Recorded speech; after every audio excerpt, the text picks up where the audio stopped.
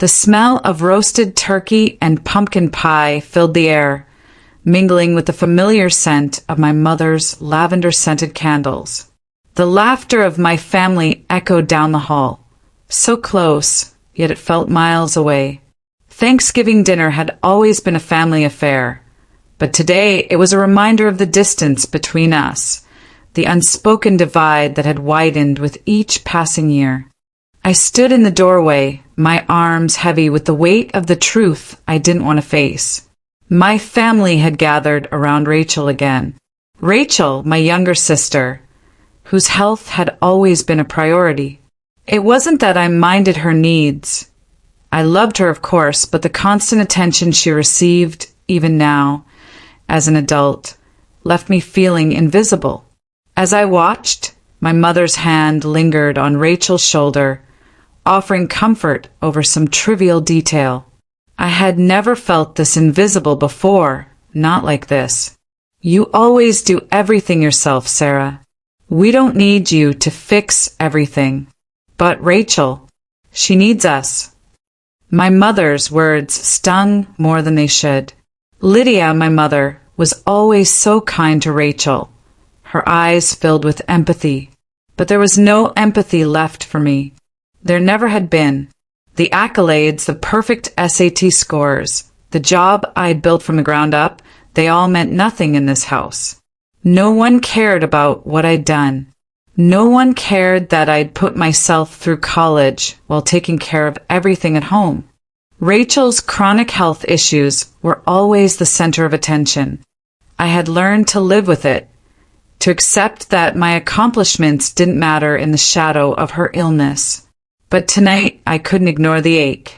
I stood there, watching them, feeling the weight of being the forgotten one, the one who was never needed, the one whose presence was only acknowledged when something had to be fixed.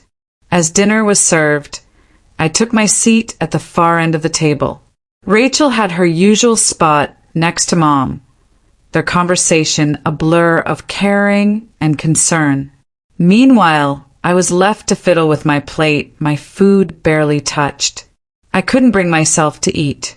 I was suffocating in this silence. I had long stopped hoping for the acknowledgement I deserved. It wasn't that I wanted praise, but why had I always been invisible? Why did no one see me? For a moment, I thought of my achievements, all the things I'd done that no one cared to notice. I should have felt proud, but all I felt was emptiness. My existence, it seemed, was only relevant when they needed something from me. You're not just a shadow, Sarah, I told myself under my breath. But it felt like a lie. A part of me believed it. I'm invisible, and they don't even see it. It wasn't the first time I felt this way. It wasn't the first time I had been ignored by my own family. But something about tonight felt different. The sting was sharper. I had done everything right, and yet nothing mattered. As I quietly excused myself from the table, I found myself retreating to the only place where I felt safe, my room. The door clicked shut behind me, and I collapsed onto my bed, my body heavy with the weight of unspoken words. My achievements, my hopes, they all seemed pointless here. I'd tried for so long to gain their validation, to earn their approval. But now, I realized something I hadn't fully accepted before. I didn't need them to see me. I needed to see myself. The next day, I received an offer. It was a major business deal, one that could secure my career and finally give me a sense of success. But when I told my mother, her response was indifferent. That's great, Sarah. But Rachel needs help with her bills. Don't you think you should be focusing on that instead? Her words cut deeper than I expected. I stood there for a moment, the phone pressed to my ear, feeling like I was underwater. Everything inside me screamed, but I couldn't say anything. What could I say? Her voice had already spoken for me. I was nothing more than a resource for them to use. I hung up the phone, retreating to my room once more. It was a familiar feeling. The kind of solitude that wasn't peaceful but isolating. I had no choice but to face the truth. I would never be more than a tool to them. The moment I realized that was the moment I knew something had to change. I couldn't keep living this way, tied to a family that couldn't see my worth. That night, I planned something for myself, something that didn't involve Rachel's needs, something that was all mine. I threw myself into my work, into the business of authenticating vintage jewelry. It became my lifeline, my reason to keep going. It was something I could control. But even as I found success, I couldn't help but feel the weight of their indifference. The moment they'd learned about my financial gains, the requests for money came flooding in. You know, you could share a little bit of what you've earned. We are family. I should have been proud. I should have been celebrating. But I wasn't. The realization hit me like a punch to the gut. I had been used. I had allowed myself to be used. I didn't have a choice anymore. For the first time in my life, I wasn't panicking. I was free. I was free, I whispered to myself, as if hearing the words for the first time. Free of their demands. Free of their expectations. For once, I wasn't scrambling to please anyone. For once, I wasn't pretending to be something I wasn't. I knew the road ahead would be hard. I knew there would be consequences. But for the first time, I was no longer afraid. I was free. The morning after Thanksgiving felt heavy, like the air itself was holding a secret. I sat in my small apartment, the sun barely filtering through the blinds, casting long shadows across the room. It was quiet, too quiet. The phone call with my mother had left a bitter taste in my mouth, and the reality of what had happened the night before was starting to sink in. The shock had worn off, but the betrayal was raw. It was one thing to be ignored. It was another to be used. And now, after all these years of quietly building a life on my own terms, my family had found out about my wealth. Not by my choice, but by accident, and the moment they knew, everything changed. I could feel the weight of it pressing on my chest, the suffocating realization that I had been reduced to nothing more than a resource. My mind kept replaying the way my mother had so nonchalantly brushed off my success, her focus immediately turning to Rachel's needs instead. But it wasn't just her anymore. Doug, my stepfather, had picked up on it too. His attitude had shifted from polite indifference to something more demanding.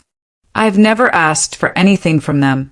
I didn't ask for this life, but now I see they expect me to give it away. I muttered under my breath as I stood in the kitchen, my hands gripping the edge of the counter, my knuckles white. The thought of it made my stomach turn. They had never seen me as a person, just a means to an end. And now that I had something they wanted, their true intentions were becoming clear. The phone buzzed on the counter, a text from Rachel, asking if I could help pay for her medical bills again. The words stung. They all expected me to keep giving, to keep helping, without ever asking how I was doing. I looked at the message, feeling that familiar frustration boil inside me. But then something unexpected happened. I was no longer willing to let them dictate my worth. I thought back to the dinner the night before. We had gathered around the table, and I had unknowingly revealed more than I intended. I'd been talking about a recent investment in my jewelry business, something I was incredibly proud of. Doug had been listening intently, his eyes narrowing as I spoke about the potential growth. He hadn't said much at the time, but I knew he was listening. The next day, it became clear that he had picked up on something that now seemed to change everything. I had no idea you were sitting on so much, Sarah. You could have shared this with us a long time ago, Doug had said, his voice filled with a strange mixture of surprise and expectation. His words sank into my skin like ice. He wasn't just surprised. He was intrigued, calculating. The way he looked at me, the way he approached the conversation, made it clear that this new revelation wasn't just a passing thought. It was a doorway, one he planned to walk through. And just like that, the family dynamics shifted. Doug, who had always been polite but distant, suddenly started showing more interest in what I had. And not just my success, but my money. He began asking questions, making suggestions, and subtly pushing me to share my wealth. The worst part, I wasn't the only one. Rachel, too, had caught wind of my financial success, and she wasn't shy about letting me know how much she needed my help. We're family, Sarah. You have everything now. Don't be selfish. It's time for you to step up, Doug had said, his tone changing from the usual calm to something more forceful. I felt my heart race as I processed what he was saying. I wasn't just being asked anymore. I was being told. It wasn't about me. It was about them. And suddenly, all that hard work I had put into building my career felt like a trap.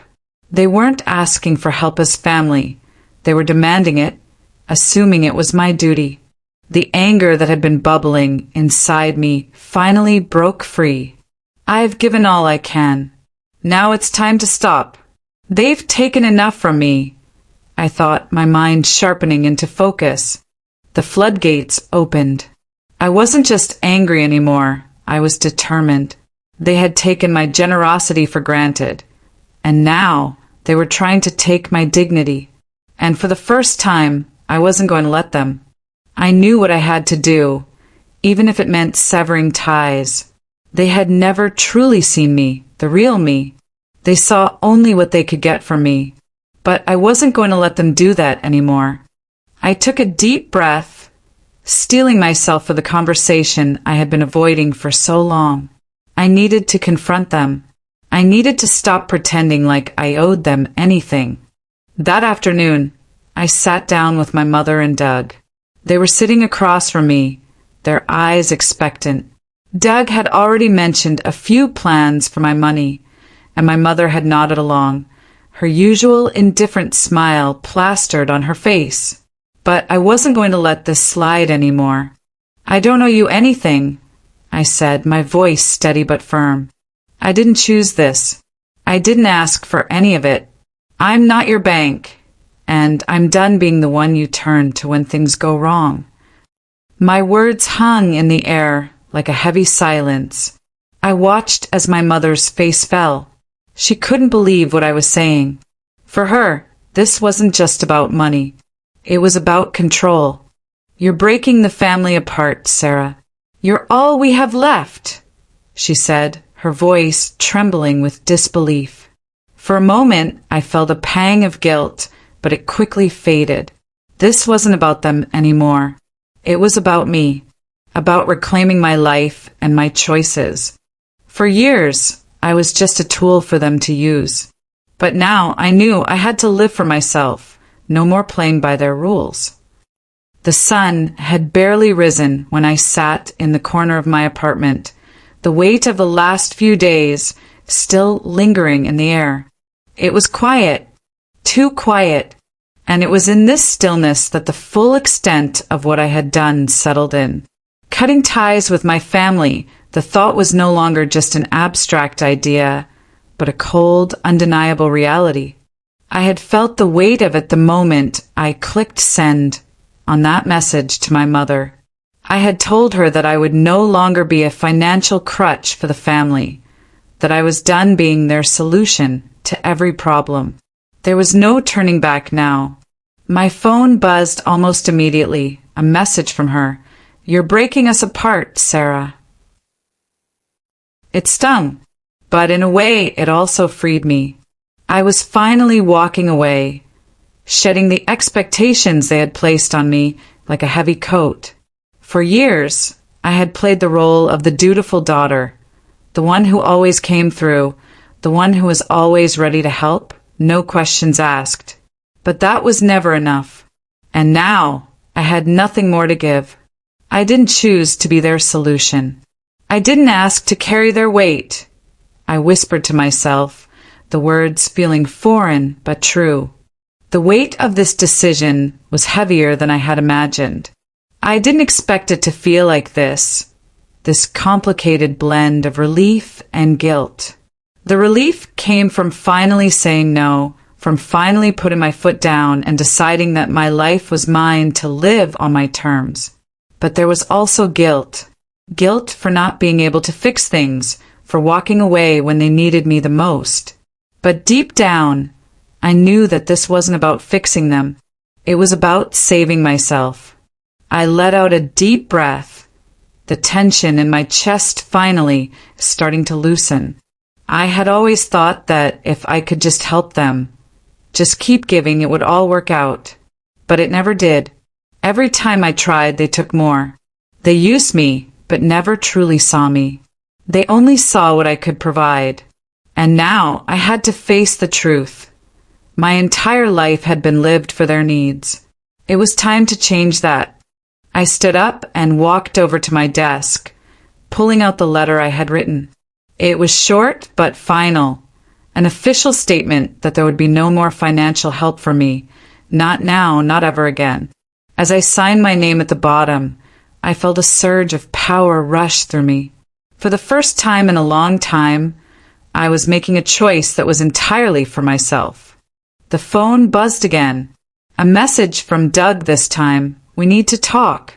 This is going to tear the family apart. His words felt like a punch to the gut, but I didn't react. I couldn't. Not anymore. I took a deep breath, feeling the weight of everything I had just done. This was the hardest thing I had ever done, but I knew it was the right thing. I couldn't let them keep manipulating me. I had given them everything I could, but I couldn't be their safety net anymore. I gave you everything I could, but I'm not your bank anymore. I'm done being your safety net, I said out loud, as if repeating it to make it real. The silence in the room was deafening, but there was also something else, something powerful. It was the sound of me taking control of my own life. Days passed, and the consequences of my decision began to show. My family, of course, didn't take it well. My mother called more and more, leaving message after message on my voicemail. But I didn't pick up. The guilt tried to creep in, telling me that I should have helped, that I should have done more. But I couldn't. They had crossed the line. I couldn't be the one to fix everything anymore. You can't fix someone who doesn't want to be fixed, I told myself one afternoon, staring at the phone as it buzzed with yet another call. I didn't even look at the screen. I couldn't do this anymore. I felt the burden of my past slipping away as I made the decision to move forward. There was a part of me that still longed for the family I wished I could have had, but that family didn't exist. The one I had was toxic, and it was time to let go. As I sat alone in my apartment, I realized something profound. I was finally free. For the first time in my life, I didn't need anyone's approval to move forward. I had spent so many years trying to be the daughter they wanted me to be, the person they needed, that I had lost sight of who I was and what I needed. But not anymore. I've learned that true freedom comes when you stop waiting for others to give you permission, I said softly, the words feeling like a weight had been lifted off my shoulders. The next step was clear. I was going to build a life that was mine. No one could take that away from me. I had my business, I had my goals, and now I had my independence. No more financial requests. No more manipulation. Just me, living for myself on my own terms. I stood in front of the mirror, looking at the woman staring back at me. A woman who had finally let go. A woman who was finally free. And as I smiled, I knew deep down that I was ready for this next chapter of my life. As I walked away, it wasn't about abandoning them. It was about finally choosing myself.